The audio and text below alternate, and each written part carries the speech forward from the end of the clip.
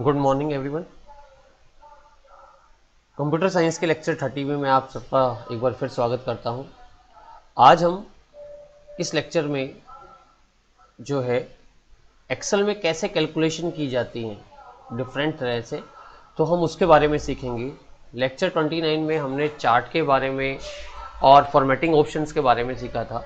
तो आज का ये लेक्चर जो है बेसिकली प्रैक्टिकल बेस्ड है, जिसमें मैक्सिमम काम हम प्रैक्टिकल का करेंगे। इसमें कुछ भी आपको कॉपी में नोट डाउन नहीं करना, बस इस लेक्चर को सुन के इसे सिर्फ ये देखना है, समझना है कि किस प्रकार से एमएस एक्सेल में आप कैलकुलेशन जो है वो कर सकते हैं।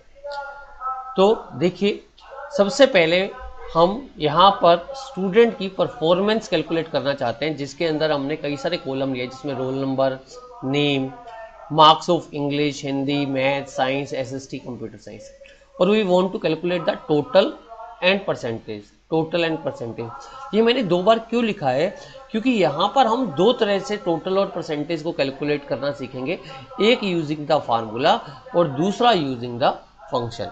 इसलिए मैंने टोटल परसेंटेज को दो बार लिखा है कि आपको फार्मूला और फंक्शन में डिफरेंस भी पता चले और आप फार्मूला से भी काम करना सीख सकें और फंक्शन से भी काम करना सीख सकें।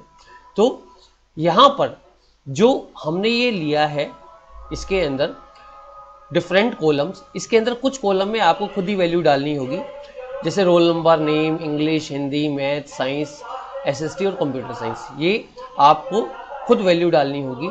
तो उसके बाद हम कैलकुलेशन को सीख पाएंगे। तो आइए चलते हैं एक बार एमएस एक्सेल में कैसे कैलकुलेशन करते हैं देखने के लिए। तो यहाँ पर ये मेरी 3 शीट है, तो शीट 1 में मैंने क्या किया है, यहाँ पर ये वैल्यू पहले से ही डाल दी है कि रोल नंबर में रोल नंबर डाल दिए, नेम डाल दिए, मार्क्स डाल दिए, इंग्लिश के, हिंदी के, मैथ्स के, साइंस के, एसएसटी के और कंप्यूटर साइंस के। Now I want to calculate the total. जैसे कि मैंने आपको अभी थोड़ी देर पहले बताया था कि टोटल आप फंक्शन से भी निकाल सकते हैं और फार्मूला से भी। तो आप पहले फार्मूला से निकालना सीखिए कि टोटल को आपको कैसे निकालना है। तो जब भी मैंने आपको कहा था हम एक्सेल में कैलकुलेशन करते हैं तो we always use the cell address. आप कभी सेल की वैल्यू का यूज नहीं करते, सेल एड्रेसेस का यूज करते हैं, तो ये जरूर ध्यान रखिए। तो इक्वल टू लगाइए सबसे पहले फार्मूला लगाने के लिए। अब आप ये देखिए कि आपने जो इंग्लिश से लेके कंप्यूटर साइंस से 6 सब्जेक्ट है, इनका अगर आपने टोटल करना है तो इनके सेल एड्रेसेस क्या हैं। तो फार्मूला में लगाने के लिए सबसे पहले इंग्लिश में जहां वैल्यू है उसका सेल एड्रेस है C4। क्या है? C रो है और C कॉलम है और 4 रो है, तो इसका सेल एड्रेस क्या हुआ? C4। तो C4 लिखा आपने। देखिए सेल सेलेक्ट भी हो गया लिखते ही। प्लस, बीच में प्लस का निशान लगाना है फार्मूला लगाते वक्त। D4 plus E4 plus F4 plus G4 plus H4। तो आप देख पा रहे होंगे ये सारे सेल सेलेक्ट हो गए जिनका मैंने टोटल करना है। तो इक्वल टू लगा के जिन सेल्स को आपने टोटल में इंक्लूड करना है उन सबका सेल एड्रेस। तो C4 plus D4 plus E4 plus F4 plus G4 plus H4, ये मेरे जो हैं कितने सब्जेक्ट हो गए? 6 सब्जेक्ट हो गए।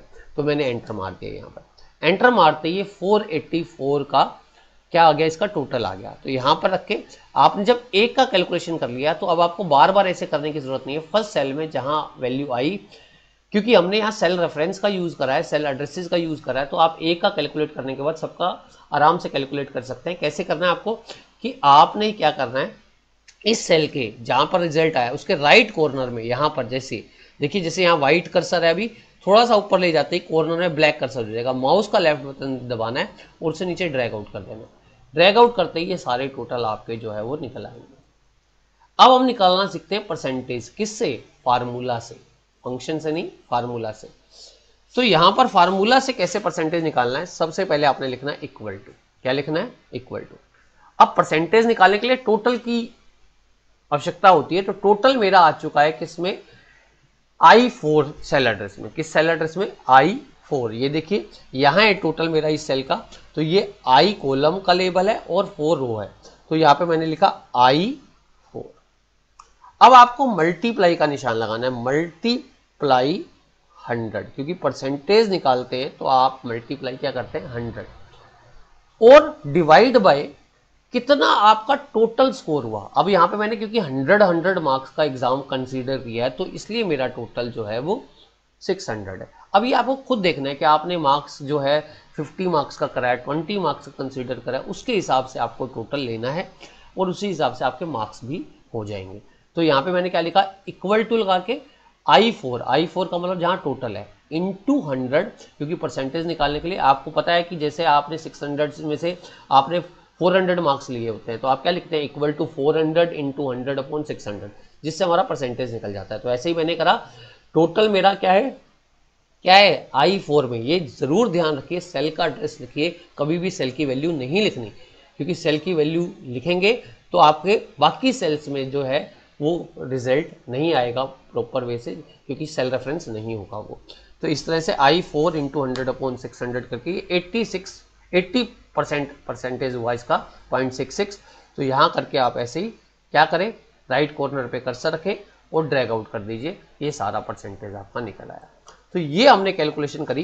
कभी भी आप फार्मूला देखना चाहें तो उस सेल में रखिए, यहाँ फार्मूला बार में आपको फार्मूला जो है दिख जाएगा। इसका फार्मूला देखना है, यहाँ रखिए कर्सर और यहाँ फार्मूला बार में फार्मूला दिख जाएगा। अब हम करेंगे फंक्शन के द्वारा। फंक्शन के द्वारा आप कैसे कैलकुलेशन करते हैं, इक्वल टू सम एक प्री डिफाइंड फंक्शन है, क्या करने के लिए, टोटल करने के लिए। तो आप फंक्शन का मतलब ही होता है प्री डिफाइंड फार्मूला, कि जो पहले से एक्सेल में डिफाइंड है। तो मैंने इक्वल टू लगाया, सम लगाया, उसके बाद स्मॉल पैरेंथेसिस शुरू करें। स्मॉल पैरेंथेसिस शुरू करने के बाद आपने उस सेल रेंज को सिलेक्ट करना है जिसका आपने टोटल करना है। ध्यान रखिए, ध्यान से कर दीजिएगा, यहां पर रखें और ये आगे तक नहीं लेके जाना। अगर बाई चांस कर्सर आगे चला भी जाता है तो उसे माउस का बटन दबाए दबाए लेफ्ट में ले आना है। इस तरह से आपका सेल रेंज आएगा। ये आपको ऊपर फार्मूला बार में दिख भी रहा होगा कि ऊपर फार्मूला बार में सम C4 और कोलन लगा के H4 आ गया है। ये देखिए यहाँ पर फार्मूला बार में आपको दिख रहा है। अब आपको करना क्या है, अब आपको इसमें स्मॉल पैरेंथेसिस को बंद कर देना है। तो इक्वल टू सम, जहां से सम करना था आपको वहां पे उस सारे सेल्स को आपने सेलेक्ट करा, सेल रेंज आ गई। इसे क्या कहा हमने, सेल रेंज, कि यहाँ पर सेल एड्रेस अलग अलग देने की जरूरत नहीं है, सीधा सेल रेंज सेलेक्ट कर सकते हैं। अगर वो कॉन्टिन्यूस है तो आप एंटर मार के वैल्यू निकाल लीजिए। ये हमारा क्या हुआ, फंक्शन हुआ। अब आपने बाकी सबका निकालना है इस फंक्शन से, तो नीचे डाउन करिए और यहाँ पे फंक्शन। ऐसे ही अब आपने फंक्शन से परसेंटेज निकालना है। तो परसेंटेज निकालने के लिए, फंक्शन में परसेंटेज निकालने के लिए एक फंक्शन है एवरेज। क्या है, एवरेज। एवरेज निकालकर भी आप परसेंटेज निकाल सकते हैं।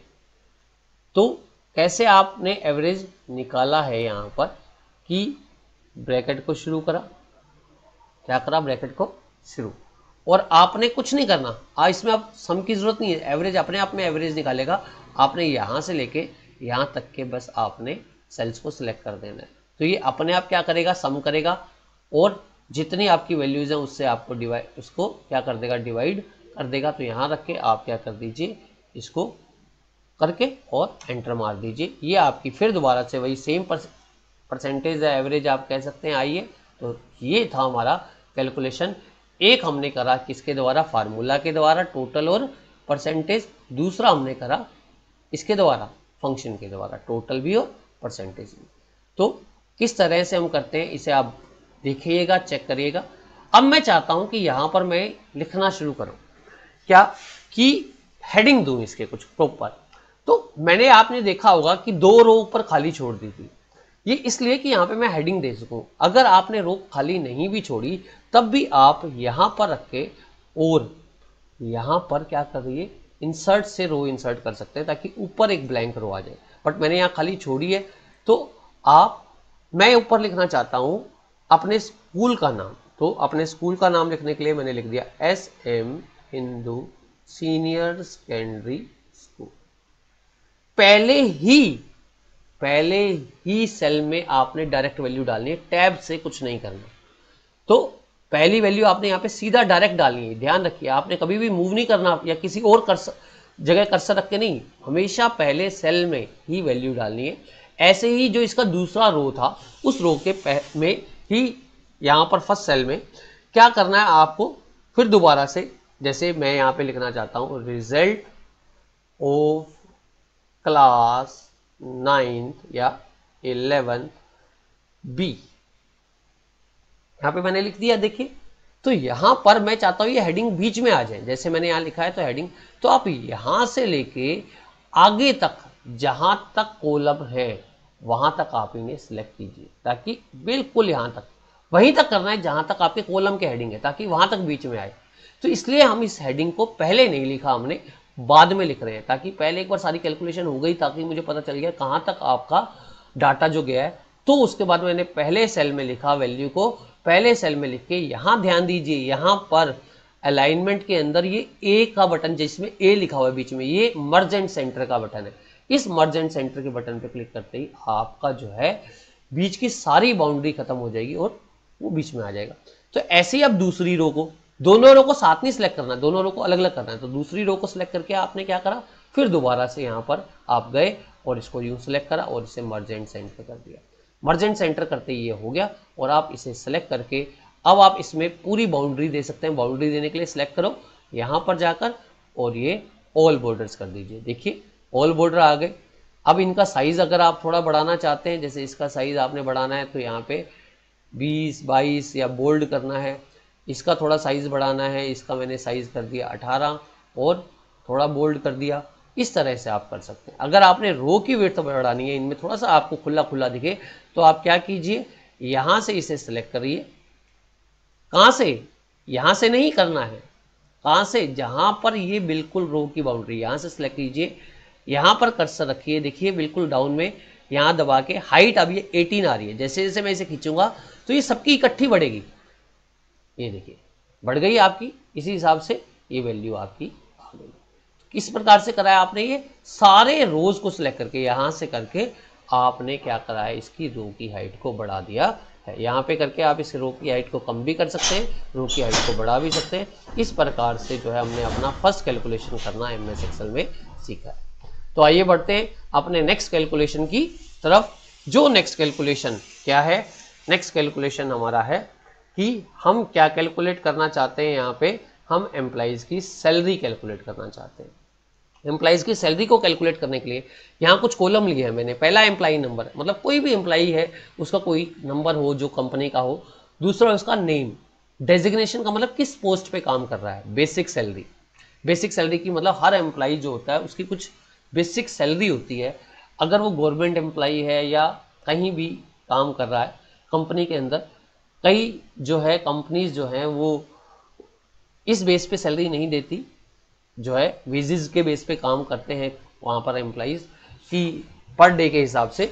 बट कई जगह कंपनी में ग्रेड्स मिलते हैं जहाँ पर बेसिक सैलरी के हिसाब से आपको वो मिलता है। तो बेसिक सैलरी का मतलब एम्प्लॉई की कितनी बेसिक सैलरी है। फिर उसके ऊपर अलाउंसेस मिलते हैं, जैसे HRA एक अलाउंस है। HRA का मतलब हाउस रेंटल अलाउंस, जिसका मतलब घर के किराए के लिए कुछ अलाउंस मिल रहा है। जैसे मान लो मैंने यहाँ कहा 30%, जितनी बेसिक सैलरी होगी उसके 30% जो है हमारा HRA का मतलब हाउस रेंटल अलाउंस होगा। डीए का मतलब डियरनेस अलाउंस, इसका मतलब है महंगाई भत्ता। गवर्नमेंट जो है जैसे जैसे साल में एक बार दो बार जो है इसको इंक्रीज करती है, जिसे डियरनेस अलाउंस बोलते हैं। तो ये हमारा बेसिक सैलरी जो आप डालोगे उसका 35% है। चाइल्ड अलाउंस का मतलब बच्चों की पढ़ाई के लिए गवर्नमेंट कुछ दे रही है आपकी बेसिक सैलरी के ऊपर 10%, जितनी आपकी बेसिक सैलरी होगी उसका 10% जो है वो हमारे को चाइल्ड अलाउंस मिलता है चाइल्ड एजुकेशन के लिए। पीएफ का मतलब हुआ प्रोविडेंट फंड, फंड हमारी सैलरी में से कटते हैं हमेशा। फंड का मतलब क्या है कि गवर्नमेंट हमारी सैलरी में से कुछ फंड काट रही है ताकि at the time of retirement, provident fund कहते हैं, at the time of retirement जो है हमारे को ये लास्ट में इकट्ठा मिल सके, ताकि कुछ सेविंग के फॉर्म में ये रहे। तो ये 25%, 3% जो है बेसिक का क्या होगा, ये हटेगा। अब ग्रोस सैलरी का मतलब मेरी जो ग्रोस सैलरी है वो क्या हुई, बेसिक जमा HRA जमा डीए प्लस चाइल्ड अलाउंस मैंने जोड़ दिया, और नेट सैलरी ग्रोस सैलरी में से मैंने पीएफ घटा दिया, तो क्या बन गया, ग्रोस सैलरी जो है, नेट सैलरी जो है मेरा यहाँ पे बन गया। तो इस तरह से मैं क्या कर रहा हूँ, आप देखिए मैं यहाँ पर कैलकुलेशन करना स्टार्ट कर रहा हूँ यहाँ पर। तो आप एक बार ध्यान दीजिए किस प्रकार से आप कैलकुलेशन करेंगे। शीट 2 में आइए। शीट 2 में मैंने कुछ वैल्यूज यहाँ पर पहले ही लिखी है। एम्प्लॉई नंबर, एम्प्लॉई का नेम, डेजिग्नेशन का देखिए, जैसे मैंने accountant, clerk, manager, salesman, basic salary भी लिखी है। अब आपको फार्मूला कैसे लगाना है, HRA 30% of basic is equal to करके, HRA का मतलब house rental allowance, house rental allowance. तो हाउस रेंटल अलाउंस आप कैसे निकालेंगे, इक्वल टू बेसिक सैलरी आपको खुद डालनी है। तो यहां पर बाकी सारी चीज के लिए फार्मूला मैंने लगाना सिखा रहा हूं। जैसे किसी चीज का 30% निकालना है तो बेसिक सैलरी का क्या एड्रेस है, बेसिक सैलरी का जहां पर मेरे पहले एम्प्लॉय की बेसिक सैलरी है उसका सेल एड्रेस है D4, क्या है D4। तो आप क्या लिखेंगे इक्वल टू D4 इंटू का मतलब मल्टीप्लाई के लिए स्टार का निशान यूज करते हैं हम, 30 डिवाइड के लिए बैकस्लैश, डिवाइड के लिए बैकस्लैश करके और अपॉन 100। तो D4 इंटू 30 अपॉन 100। तो एंटर करा और यहां पर रख के हमने ये 30% इसका निकाल लिया। अब ऐसे ही 35% बेसिक का डीए का मतलब डियरनेस अलाउंस, एचआरए का मतलब हाउस रेंटल अलाउंस, घर के किराए के लिए। डियरनेस अलाउंस का मतलब महंगाई भत्ता जो होता है वो गवर्नमेंट देती है, हर साल में 2 बार बढ़ाती है हमेशा। तो इक्वल टू यहां पर करके क्या करना है आपका, जो आपकी बेसिक सैलरी का है ये भी, तो बेसिक सैलरी हमारी क्या है D4 इंटू 35 अपॉन 100। ये फार्मूलाज आपको दिए हुए होंगे कैलकुलेशन करने के लिए, तो आप उसके हिसाब से कर सकते हैं। ये मैं कोई फिक्स नहीं बता रहा कि डीए 35% ही है या 35% है या आपका 37, 40 जितना भी हो, आप कैलकुलेशन करना सिखा रहा हूं मैं। तो जस्ट आपको चाइल्ड अलाउंस जो है 10% of basic salary. 10% of basic salary कैसे आया, ये कैसे करना है आपको 10% ऑफ बेसिक सैलरी, तो इक्वल टू लगाना है आपको, यहां पर क्या लगाना है इक्वल टू किसका, ही बेसिक सैलरी का। तो D4 इंटू 10 अपॉन 100, ये हमारा क्या आ गया चाइल्ड अलाउंस आ गया। और यहां से सिलेक्ट करके आप इसे नीचे करिए। अगला है पीएफ प्रोविडेंट फंड, जो हम क्या निकालना चाहते हैं बेसिक सैलरी का प्रोविडेंट फंड। तो आपने क्या लगाना है इक्वल टू बेसिक सैलरी का ये भी, तो क्या है हमारा बेसिक सैलरी, जैसे कि हम बार बार बोल रहे हैं D4 में इक्वल टू लगाना मत भूलिए, इंटू 23 अपॉन 100। ये मेरा क्या निकल गया प्रोविडेंट फंड निकल गया। तो यहाँ आपके यहाँ पे आपने सिलेक्ट कर लिया, डाउन कर दिया। अब जो है मेरी जो सैलरी है वो कौन सी सैलरी, हमारी जो सैलरी है यहाँ पर वो सैलरी है ग्रोस सैलरी।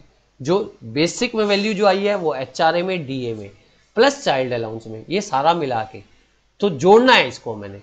तो इक्वल टू करके बेसिक सैलरी आपकी क्या है D4 में, प्लस एचआरए है आपका E4 में, प्लस डीए है आपका F4 में, प्लस आपका जो चाइल्ड अलाउंस है वो कहां पे G4। अभी प्रोविडेंट फंड नहीं लेना, तो ग्रोस सैलरी में हमने जो चीजें हमारे को मिल रही है वो अपने जोड़ा, basic salary, HRA, DA, child allowance करके एंटर मार दीजिए आप। ये हमारी क्या हो गई ग्रोस सैलरी हो गई किसी भी एम्प्लॉय की, यहां पर करके और निकाल देना। अब नेट सैलरी क्या है आपकी, ग्रोस सैलरी में से क्या कट गया, जो है पीएफ कट गया। तो हमारा क्या हुआ इक्वल टू क्या हुआ मेरा, मैं ग्रोस सैलरी में से मतलब I4 में से आपको पीएफ घटा देना, I4 माइनस पीएफ। यहां सेल के एड्रेस लिखने I4 में हमारी ग्रोस सैलरी है ये, और पीएफ है मेरा H4 में, I4 माइनस H4 यहां पर लग के। और आप ऐसा कर सकते हैं और इसमें डाउन एरो करके आप इसे ड्रैग आउट करिए और नीचे डाल दीजिए। ये हमने सीखा कैसे आप एम्प्लॉइज के लिए क्या कर सकते हैं, कैलकुलेशन कर सकते हैं। कैसे हम यहां पर कैलकुलेशन कर सकते हैं, आपने देखा होगा ये जो मैंने लिखा है इसके अंदर आपने क्या करा है, कोई भी वैल्यू जो आप लिखते हैं उसके अंदर इस तरह से आपको दिखाई दे, नहीं तो आपकी स्ट्रेट जाएगी। उसके लिए आपको रैप टेक्स्ट करना पड़ेगा। रैप टेक्स्ट का मतलब क्या होता है कि ये आपकी एक से ज्यादा लाइनों में आए, ताकि आप ये सेल की बाउंड्री कम कर सके। जैसे मान लो मैं आपको करके दिखाता हूं, मान लो मैंने यहाँ पे इस सेल में H4 लिखना है, एचआरए 30% ऑफ सैलरी। अभी इतना बड़ा हेडिंग हो गया, अगर मैं या तो इसको पूरा बड़ा कर दूं, अगर मेरे पास इतना स्पेस नहीं है और मैं कम करना चाहता हूं, तो आप क्या करिए पहले इस रो की हाइट को बढ़ा लीजिए, इस रो की हाइट को बढ़ा के और ये रैप टेक्स्ट कर दीजिए। रैप टेक्स्ट करते ही आप देखिएगा यहां पर किसी भी प्रकार से आप इसे एडजस्ट कर सकते हैं, जितना बढ़ाते जाएंगे उतना, बट इसमें आपको स्पेसेस जरूर देने हैं, बिना स्पेसेस के ये नहीं होगा। तो आप इस तरह से अपने हेडिंग्स को एडजस्ट कर सकते हैं, किसका यूज करके, रैप टेक्स्ट का यूज करके। पहले रो की हाइट बढ़ाइए, फिर रैप टेक्स्ट कर दीजिए। रैप टेक्स्ट करने के बाद आप जिस हिसाब से इसको शो करना चाहते हैं आप कर सकते हैं।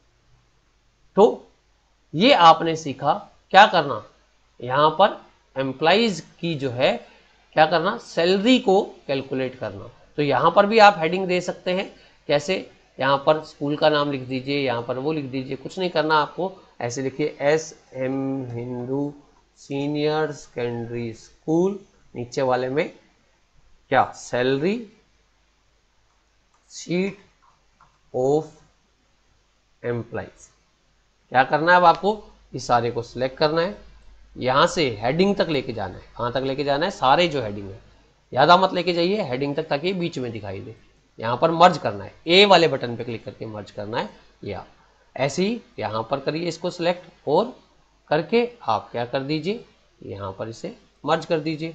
इसकी जो विड्थ हाइट है आपको बढ़ानी है तो साइज़ वगैरह आप बढ़ा सकते हैं, बिल्कुल मैंने आपको अभी पहले भी सिखाया यहाँ पर।